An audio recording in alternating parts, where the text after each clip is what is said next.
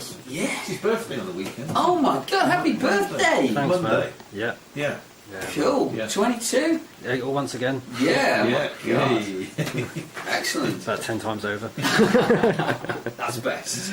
Yeah. Can I actually, when we're talking about the web, Yeah. the other great thing that Bugsy has done for us is he's created a new website, Cool. and it's he'll kill me if I get it wrong. Go on then. It's DaVinciUK .net. I went on it earlier. Oh. Cracking. Yeah. Yeah. Yeah. And that's all his work.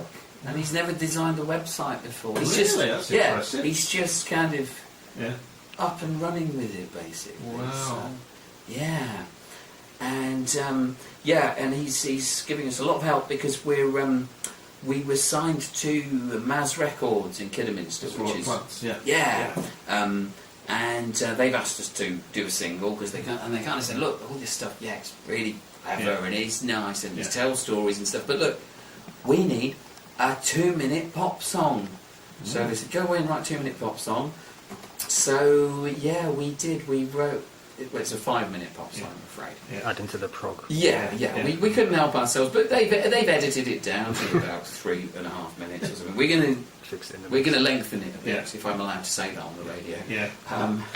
But yeah, we're going to still lengthen it a bit because we can't really do anything with something that short. No. But yeah, so we're going to put. We actually, because my daughter says, Daddy, you don't do rap and street dance and stuff. Yeah. I'm not going to do a street dance just Right. yet, but I am putting a kind of slightly rap. Wow. bit Wow. in it. Yeah. So new territory for an old. When's that going to be on then? Well, it's going to be, hopefully, thanks to Bugsy being on board, we think it should be out in January. Right. And we've got a proper video filmmaker who's done music videos for American bands called John Bradburn, who's come on board as well, who's going to shoot a video for it. Wow. Do you know when the video's going to be shot yet? It'll have to be November and December, because hopefully the CD single or whatever it'll be, download, etc. Yeah. Whatever these young people do these days. I wanted it to be on vinyl personally. I wanted it to be on 78 actually. Yeah. So that'd be cool. Yeah. I wonder if I need. Can I bring it back on to 78? That'd be it.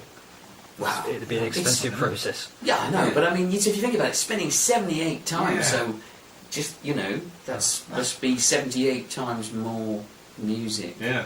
than. Let's other get it on 8 forms. track as well. Yeah. Yeah. Yeah, definitely. That's a stereo 8-track. Yeah. Yes. How did that die? That should have I've still got been a player actually in my shed. Yeah, actually, it's amazing how many people that I've spoken to recently have got that format still. Yeah. So I think we should have a revival. I think so. We should start tonight. Just waiting on a resurgence. Yeah, Let's definitely. do it tonight. Yeah. Okay. Okay. Yeah. So what we're talking about? Yes, it's called Not Your Romeo. Right. And we're hoping that it might be a Valentine's Day sensation, because it's kind of for lovers and stuff. Yeah. So we're kind of hoping that it will be kind of out by Valentine's Day, so that people will be able to buy it just to prove how much they love their significant other or others. Yeah. So yeah, if they're not monogamous, that might be a good thing, because maybe they'll buy more copies. Sales, yeah. Yeah, so but lovers basically. Am I allowed to say monogamous? Because You have 3 times now, so it's fine. okay. I promise I won't say polygamous. Polygamous. Okay. So yeah, So it's Not Your Romeo, and we're hoping to raise money for the British Heart Foundation. Right. Vinny and myself had a very dear friend called Simon, who we worked with for many years, and he was also a great musician. He used to play under the name Simon C, and he played blues stuff that he'd written himself, and all kinds of. He's done some amazing albums. We lost him to heart disease, to a very sudden heart condition at work in 2010. And so that's one of the reasons that we wanted to raise money for the Heart Foundation through this single. Bugsy's also had more than his fair share of heart trouble, so it's for him as well, really. So we're hoping to, to sort of give a bit back and do a bit of good as well as all the self-indulgent nonsense that we do. Yeah. So that's the story of it. What's the best thing about being a performer? Performing, Yeah. I suppose, is it simple, and that's not meant. I know that probably sounds like you probably think, you git. I invited you to be on my radio show, and you're doing that stupid pop starry thing, that stupid ego thing of just giving me terrible answers. But no, I genuinely mean the actual being there in the moment, and particularly playing live. I mean, I'm not that keen on being in the studio. With headphones and all that kind of stuff, and having to listen. I don't really like listening back to myself, or anyone actually. I just love being in the moment. And I love seeing other bands as well, which I have shamefully not done enough of while my daughter was growing up. But I thought the best thing was be a proper dad, and be at home. But now she's getting to the age where I can actually take her out to gigs. In fact, her mum and I took her to see Justin Curry recently, the singer from... You probably hear his influence in some of the stuff that I do. Singer from Delamitri, Wolverhampton. But we were thrilled to bits, but my daughter kind of was like, take me to see Nicki Minaj. So the only thing she liked about Justin Curry was that he swears so much. And she laughed and woke up and cheered when he swore. He swears a lot between songs. He doesn't swear in his songs, not like Eminem. No. But he swears between songs. I couldn't possibly say sort of things. But he's a Ouija. He's from Glasgow. Oh, so. that's what it is. Absolutely. Yeah. So. Right. Time for our 3, 2, 1, I think. Best be. Yeah. Go on. 3. I haven't got any props this week to... You've never had any one. props. Oh, I did. I had the arm thing last your week. Your arm is a prop. Yeah, well, it's kind of. 3 reasons I should come and listen to you, Declan Sharma. Because you like good music. Because you like a band that does more than just play songs. You like a band that tells stories, and you like to watch a crazy theatrical show where all kinds of zany things are happening all at once. It is quite theatrical. I'll vouch for that. I've been to many Da Vinci gigs. Yeah. So you see. There you are. So Dave knows. So Dave can tell Dave all about why Dave should follow Dave's advice and come to a Da Vinci. I will come to the next gig, I promise. Excellent. When's the next gig in? Oh, if only we knew. Because basically we had one gig lined up in Gloucester for something called the Conspiracy Night, and it was mysteriously cancelled. So figure that one out. We think it was the FBI, possibly the Illuminati, or the lizard reptilian agenda. So that have infiltrated all sorts of. They've even infiltrated the music scene in Gloucester. So be careful. We are not alone. So we haven't got any. If there's any venues listening, when I say obviously not venues listening, if there's any venue owners or managers or band booker type people listening, then come and get in touch with us on davinciuk.net. Thank you. God, it's like having an auto prompt. I'll do my best. Yeah. So If only George W. Bush had had you, he might have remembered the second half of Fool Me Once. Yeah. But there we go. So that was 3 reasons? Yeah, 1, 2. He's didn't he? No? Yeah. He's brilliant. He doesn't Because the show's finished. Yeah. And he's only 21 and 362 365ths. Yeah. See, I haven't been drinking off this. Two people, dead or alive, you'd like in your band. Am I supposed to say Pete Burns at this point? And his evil twin. 2 people I'd like in my band. Yeah. Oh my God. Ah, no. What a question. Well, there are those who think that actually not every member of Da Vinci is strictly alive in terms of the sort of medical definition of the term. But no, you know what? I'm going to be really cheesy, possibly, and I'm going to say that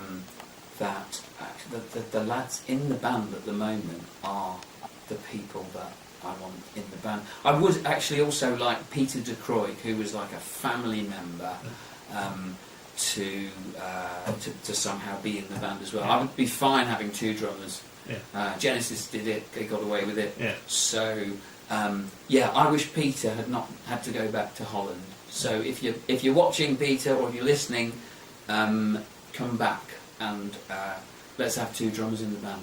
Right. So yeah, we've got Carl Gibbs now on drums, who, strangely enough, was a friend of my mum's. Right. But it's all worked out beautifully. And we've got Vinnie Liotta, as you're probably aware, on guitar, and Tim Wilson on bass. Yeah. And that's it. I really can't think of. I wouldn't want any famous people in the band. For one thing, they would upstage me. Yeah. It was bad enough this gig in London when we were doing Won't Get Fooled Again, and I went to join the keyboard player when he was doing that extended psychedelic Hammond organ bit. Yeah. So there were no drums at that point. The drummer, having watched me show off throughout the gig, gets up from behind his drum kit, leaps onto the bar where they're still serving drinks, and then he's kind of doing these crazy street dance and then ballet and stuff on the bar with spotlights on him, and just before he has to get back on his drums, he leaps off the bar. We all thought, oh, he's going to die. Yeah. But no, he didn't even seem to get injured. I managed to pull a muscle, but I think I got away with it and hid it during this gig. But no, he lands behind his drum kit and does the whole Keith Moon thing just when, the climax of the song, and he stole the show. So it's bad enough having the show stolen by a drummer. It's like when the goalie comes out and then right across the pitch scores the winning goal. Yeah. Shouldn't happen. No, so shouldn't. So the trouble is, if we had famous people in the band, they would get the girls. Yes. And they'd get more attention. Yeah. So let's not have one. don't know. Yeah. So I'm sorry if that's not really answered your question. That's all right. But hopefully the boys have all got that little warm. If they're listening, if they they'll have that little warm glow. Oh, he could have had anyone. He could have had, he could have had Jimi Hendrix on guitar, but no.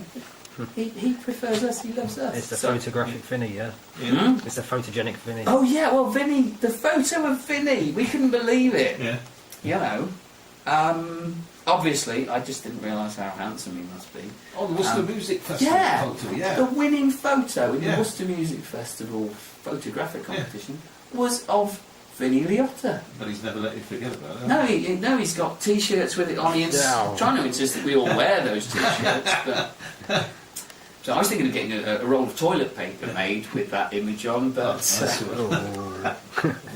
final question: what artists you could recommend to come up here to do live acoustic set? Oh, well, Sam Holmes, I've got to say. Bean. I know, but me and her do a duet thing now called True Story, where we do all kinds of Peter Gabriel and Kate Bush and the Pogues and Kirsty MacColl, Nick Cave and Kylie Minogue and all that kind of thing, or Kate Rusby and Paul Weller.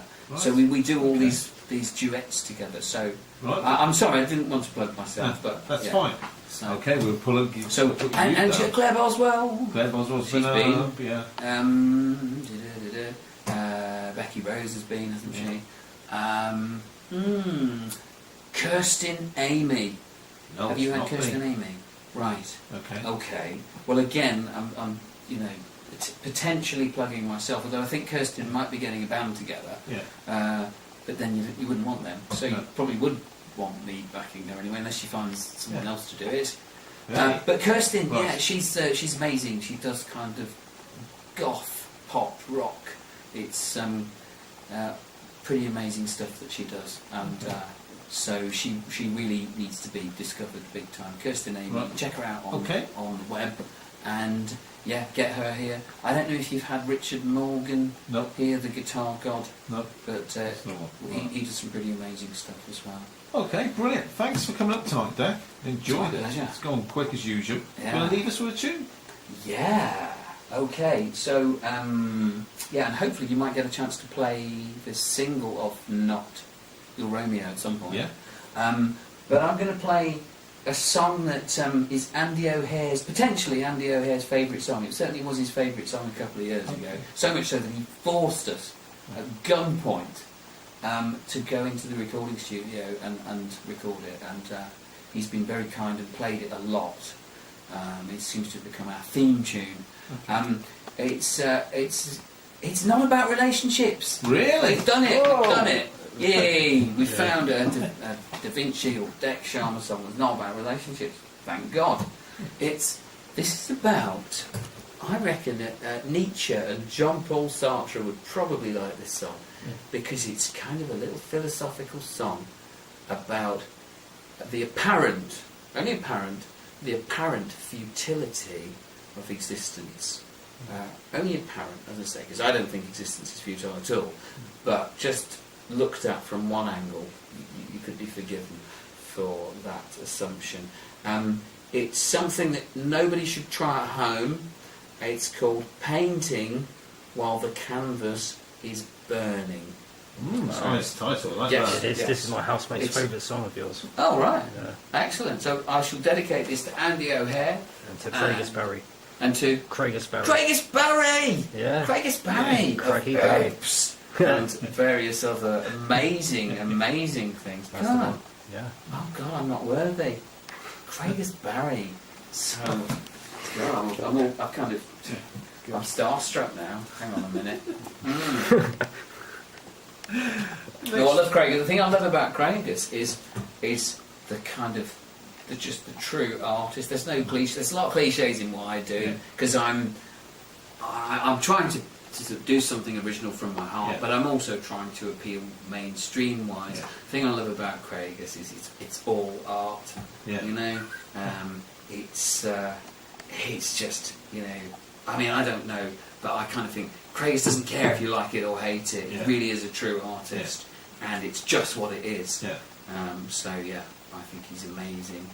So yeah, this is about the fact that we strive. This song is about the fact that we strive for all these things, and for what? Because ultimately, yeah, we kind of leave this mortal coil.